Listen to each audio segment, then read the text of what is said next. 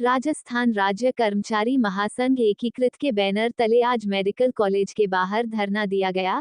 इस धरने में संगठन के प्रदेश अध्यक्ष गजेंद्र सिंह राठौड़ भी शामिल हुए और उन्होंने प्राचार्य से मुलाकात कर ज्ञापन सौंपा।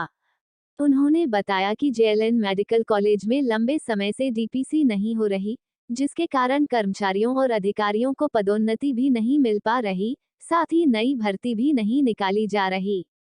इन सभी विषयों को लेकर जल्द से जल्द कार्रवाई को लेकर ज्ञापन सौंपा गया और इस संबंध में उच्चाधिकारियों से भी चर्चा की गई। प्राचार्य ने इस मामले में बताया कि जल्द ही इन सभी विषयों को लेकर विचार विमर्श करते हुए डीपीसी की कार्रवाई को आगे बढ़ाया जाएगा, जिससे कि कर्मचारियों को राहत मिल सके।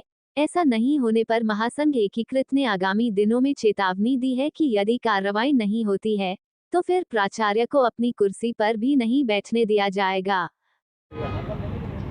राजस्थान मेडिकल कॉलेज जो अजमेर है, इसमें पिछले करीब 10 साल से प्रमोशन नहीं किए जा रहे थे, ना डीपीसी की जा रही थी। उसी बात को लेके आज अजमेर की मेडिकल कॉलेज के सामने धरना दिया और प्रिंसिपल महोदय को ज्ञापन दिया।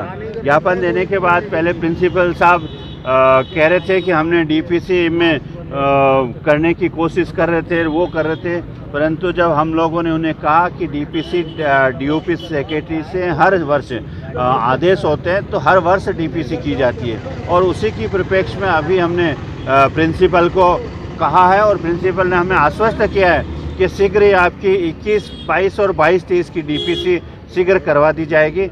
और हमने उन्हें चेतावनी दी, अगर शीघ्र नहीं की गई तो दोबारा हम इसी प्रकार आएंगे और आपको कुर्सी पर नहीं बैठने देंगे। ये हमने उन्हें चेतावनी दे के आए हैं। आपका नाम? गजेंद्र सिंह राठौड़, प्रदेश अध्यक्ष कर्मचारी महासंघ एकीकृत। जी हाँ, आज यहाँ जेएलएन मेडिकल कॉलेज के बाहर जो JLN medical college attached hospitals में जो लैब टेक्नीशियंस काम करते हैं, उनकी वर्षों से डीपीसी पेंडिंग थी। उसके बारे में इन लोगों ने एक दिन का धरना लगाया था। महासंघ की तरफ से जो यहाँ प्रतिनिधिमंडल आया था, उसने प्रधानाचार्य महोदय से वार्ता की और वार्ता करने में कुल निष्कर्ष ये निकला कि प्रधानाचार्य महोदय भी कहीं हमें नज़र नहीं आया कि वो डीपीसी नहीं करना चाहते। लेकिन प्रॉब्लम ये थी कि जो बीच की कड़ी थी ना, नीचे से उन्हें जो फीडबैक मिल रहा था वो गलत मिल रहा था। उनको जो समझाया गया था वो ये समझाया गया था कि हम पुरानी डीपीसी नहीं कर सकते जो पेंडिंग है।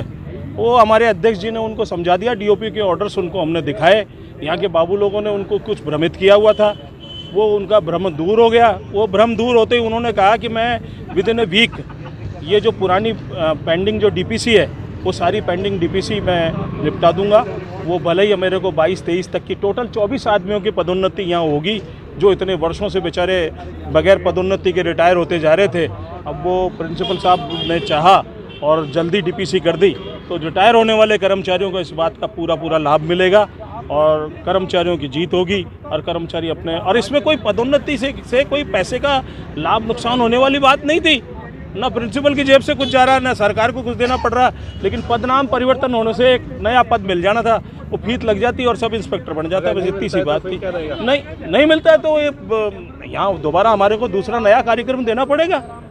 और 14 सूत्री जो मांग पत्र था, जो सरकार के लेवल पर पेंडिंग है, जिसमें फाइनेंशियल बर्डन आता है सरकार के ऊपर, उसके लिए प्रिंसिपल ने उसको फॉरवर्ड करने के लिए अपनी तरफ से रिकमेंडेशंस के साथ लिख दिया कि मैं उसको रिकमेंड करके आगे भेज दूंगा।